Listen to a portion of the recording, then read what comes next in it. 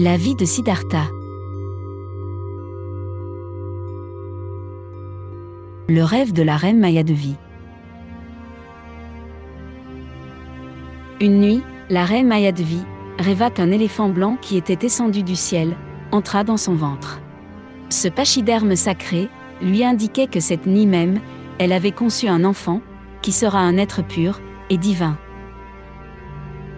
Un prince destiné à devenir roi. Quand le roi Shuddhodana vit l'enfant, il eut l'impression que tous ses désirs s'étaient réalisés, et il nomma le jeune prince Siddhartha. Le jeune prince vivait dans un palais, coupé du reste du monde.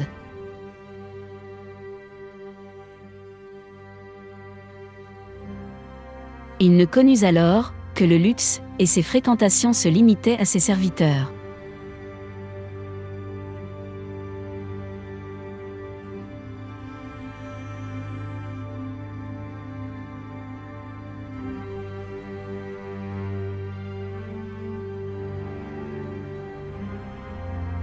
Sa mère, la reine Mayadevi, lui prodiguait un amour inconditionnel.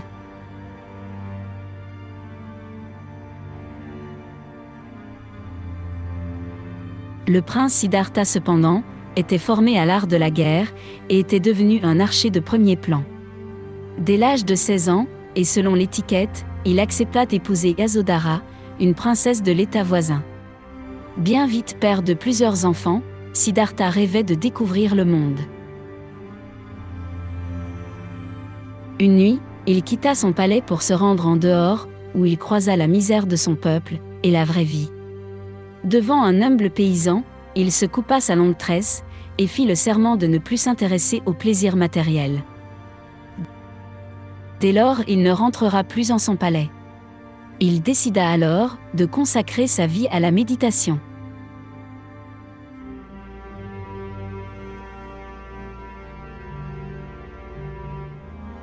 La légende nous indique que Siddhartha resta en méditation au pied d'un arbre mort, pendant des années et des années.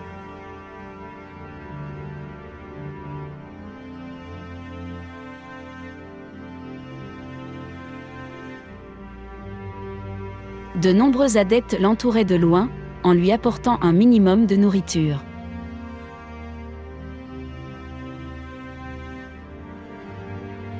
Siddhartha, enfin trouva l'éveil, et ce niveau de spiritualité lui permit de quitter son arbre.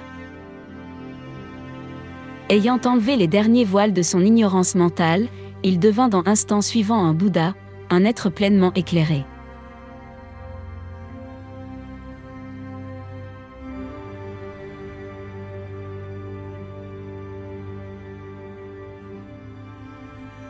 Bien vite, et devenu vieux, Siddhartha fonda un premier monastère, au nord de l'Inde, au Népal.